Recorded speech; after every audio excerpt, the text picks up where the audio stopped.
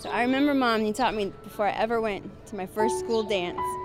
You said, I was nervous, and you said, just get out there and dance. Nobody's paying attention, nobody's watching you, just go and have a great time.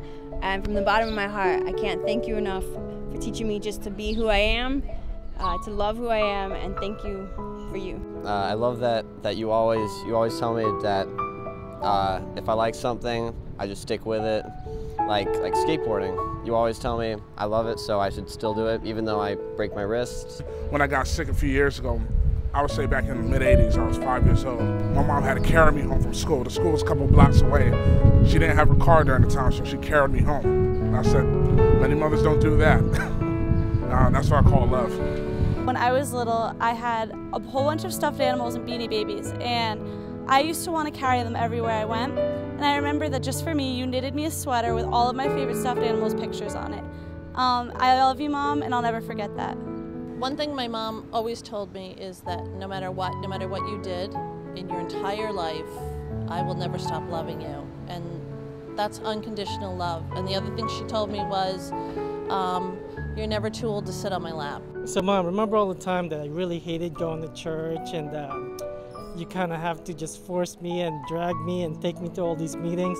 Well, I really appreciate those, Mom, and now I'm the person I am, and I have such a strong faith in God because of you. So thank you, Mom, and I love you so much for that.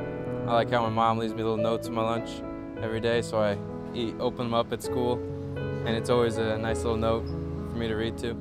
I can taste the love of my mac and cheese. She puts a lot of effort into it, and she really does a good job. I really like when she makes tamale pie. I like it when she cooks buffalo wings.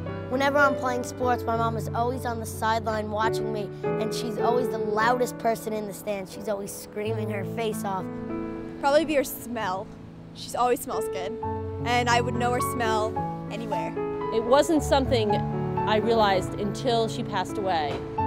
And, you know, for anybody who has a mom that doesn't appreciate her, you really never know what you have until you don't have it. I think about her every day.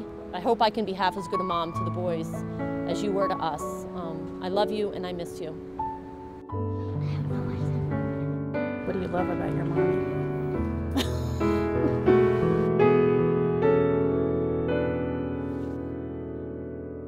Never forget, my mom said to me one day, she said, "Stephen, your father's an idiot. Don't listen to a thing he has to say." And that was about it. That's true. She said that, I think, last Tuesday, she said that.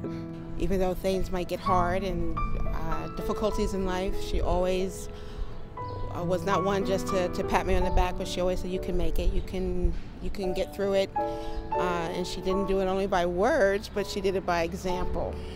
Te quiero mucho, Mommy. Mom, I love you 100 million bajillion %. I love you, Mom, so much. Thank you for everything.